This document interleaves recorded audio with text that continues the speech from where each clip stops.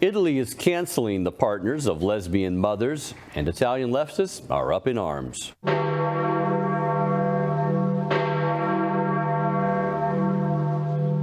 Joining us with the latest from the Eternal City, Church Militant Rome correspondent, Dr. Jules Gomes.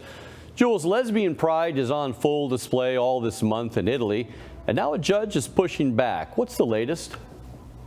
Brad, this is the beginning of a long, drawn-out war waged by Giorgia Meloni's government for the traditional family and against those who are seeking the destruction of the family as we know it. What's this particular battle in the war entail? Well, a magistrate, Valeria Sanzari from Padua, has said that 33 lesbian couples who registered their children in the municipality will now have to deregister. She's told the judges to act and to remove the names of the mother, so-called, who is not the biological mother of the child, because this goes against Italian law, which does not allow gay marriage, so-called marriage. And even though in 2016, Italy, with great reluctance, permitted same-sex civil unions, there is no so-called gay marriage in Italy. And therefore, marriage can, children can be born only if a relationship between a father and a mother. And because there is no marriage, Italian law does not permit couples to adopt children, same-sex couples to adopt children. So basically what you're saying is a judge, I think it was on Friday, is that correct? Friday was Yes. The judge came out and said, hey, the biological mother's name can stay on the birth certificate, Absolutely. but her lesbian partner, who has no relation to the child, that name has to be removed from the birth certificate, correct? Precisely. Okay. Now, how is that being received by the pro-LGBT women in Italy? Well, they are furious. One of the mothers has come out saying that this decision is going to traumatize her child because the child is already 6 years old. But the prosecutor, the magistrate, has said it is precisely because the child is only 6 years old that this decision is not going to have any major impact on her life. If the part of the surname, which sometimes often tends to be a double-barreled surname in the case of these lesbian couples, is dropped. What is more interesting is that the parliamentarian Alessandro Zan. Now remember, this is a very important name because he was the one driving the bill against so-called homo-transphobia, and this bill was opposed by the Vatican and important bishops and finally defeated. He has come out saying that this is, tantamount to orphaning children by decree. Well, that's a bit over the top. I mean, they may not even be a partner down the road. We'll talk about that in a little bit, the revolving door of partners anyway. This is all taking place really in northern Italy, correct? And if so, what's the likelihood that it's going to spread to the rest of Italy? Well, it has already spread in one sense because this has created a degree of confusion. Legislation on this issue is not precise.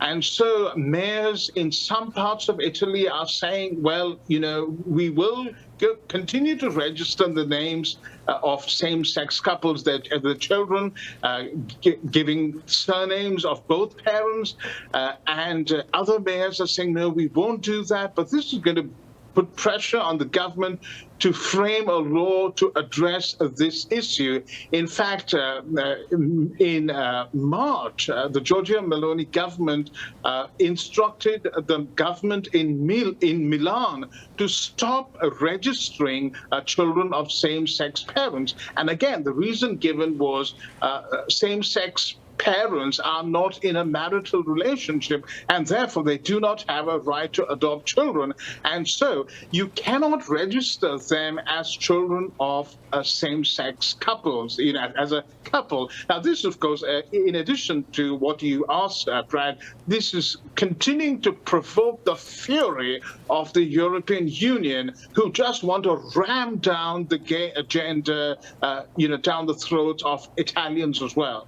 I think our good Pope would call that ideological colonization, if I'm not mistaken, on the part of the EU.